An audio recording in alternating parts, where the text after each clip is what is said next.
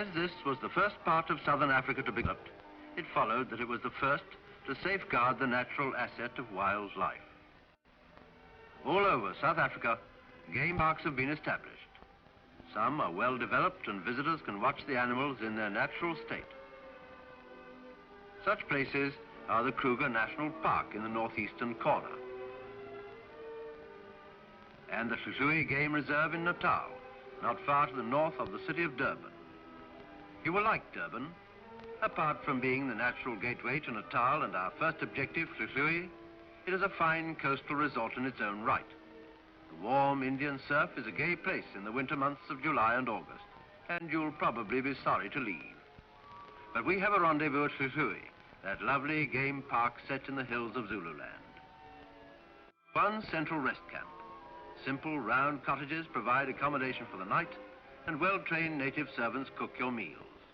But such things are relatively unimportant, and most meals are taken impatiently, for there is a feast of buffalo waiting just outside the camp. The African buffalo has quite a reputation among hunters. There are few more cunning and dangerous animals, particularly when wounded. However, when unmolested as they are here and in the herd, they are docile creatures. If you're one of those enthusiastic photographers with a telephoto lens, you can get a good head and shoulders portrait.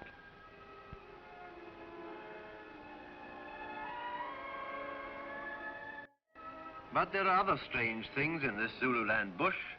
Yes, a walking 3-ton tank in the shape of a rhino. Although you can get excellent views of the game from the safety of your car, a feature of this reserve is that you may get out and have a closer look at them on foot. You must have a native ranger with you, for these white rhino are no playthings.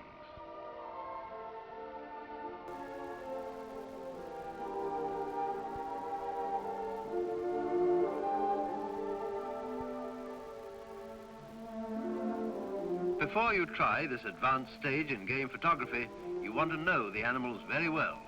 You need a steady hand, and you need to be good at climbing trees in a hurry.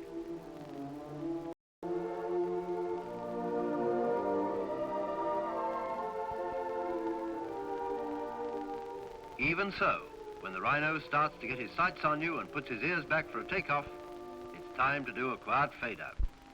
There's a lot more to be seen at Hluhluwe, but we must be off for a quick visit to the Kruger National Park.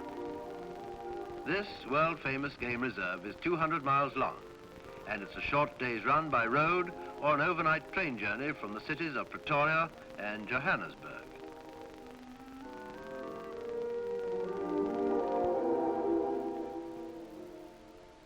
Johannesburg, with a population of nearly 1 million people, is the business center of South Africa.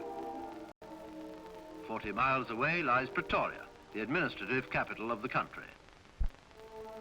Both cities are linked with the Kruger Park by fine tarmac highways, which will take you smoothly down into the lowveld of the northeastern Transvaal.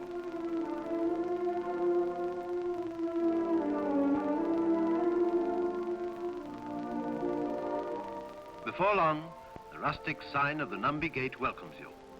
This place belongs to the animals. It's really like a great wild zoo. The big difference is that the visitors are in the cages. Quite comfortable ones, really, on 4 wheels. There's our first animal. He's a kudu. See those fine spiral horns? Most antelopes have distinctive horns or markings. This waterbuck has both, horns like a wishbone and a white ring target for good luck.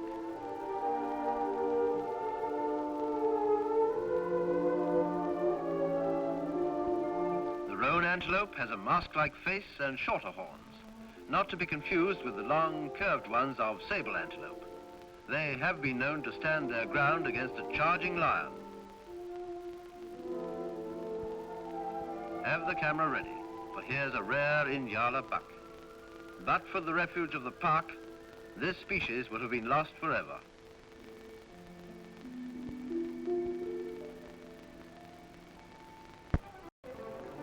This wildebeest and her calf introduce us to the babies of the bushveld. Sometimes in our search for bigger game, we're inclined to overlook these little ones, the original Bambis.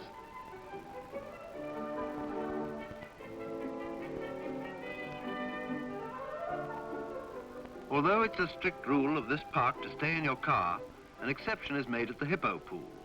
Here you can watch these big, lethargic heavyweights, sunbathers on their own river Lido. They take it easy. Who ever heard of a hippo having ulcers?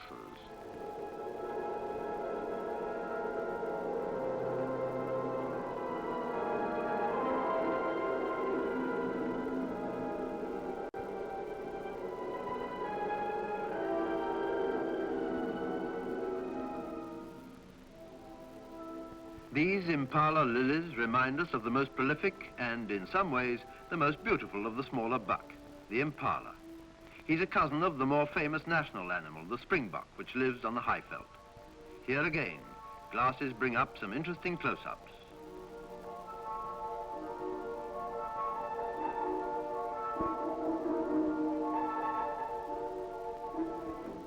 The fiercely funny warthog. And these families of baboons all go to make up nature's version of the pantomime, Beauty and the Beast. This must be one of the dressing rooms.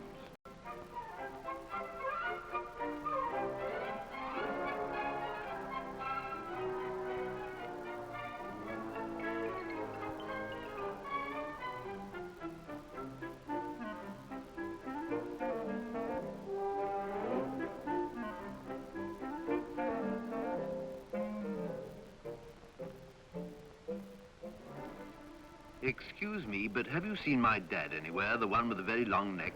Ah, there he is, always using his camouflage to hide away and give me a fright. This is the time to have your camera ready. Giraffes are naturally inquisitive and sometimes stand just long enough for you to get a good snap.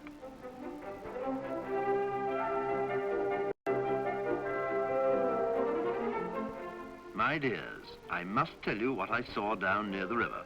That long-necked hussy and her gentleman friend. I told them they ought to be ashamed of themselves, necking like that, in daylight, and in front of all those young tourists.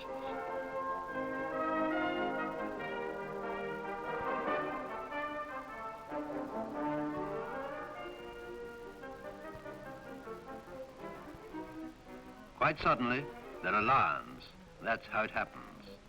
Out of the thorn bushes they walk, and for a mile or so they pad leisurely along the road next to the cars. It's impossible to describe the strong personal reaction to this encounter. Sometimes within arm's length, these big cats, the undisputed lords of this domain. The most surprising thing of all is their complete unconcern for the cars and their occupants. Some say the petrol fumes drown the human scent. Whatever the reason, the result is an experience so basic, so thrilling, that it will remain with you for many years.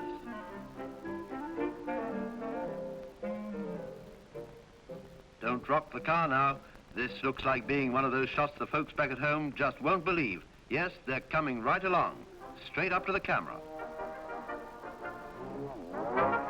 Wow, Junior, must you? At this precise moment. Back in the rest camps, the luck of the day, good or bad, takes on a more mellow quality. These camps are delightfully informal places. Simple accommodation with meals served in the restaurant or under the sky as you prefer. The important things in life are eating, drinking, and relaxing. Don't you children ever think of anything else but food? What? More food? Yes, among the animals too. From the smallest to the biggest, food and drink mean survival, and there's no more important law in nature.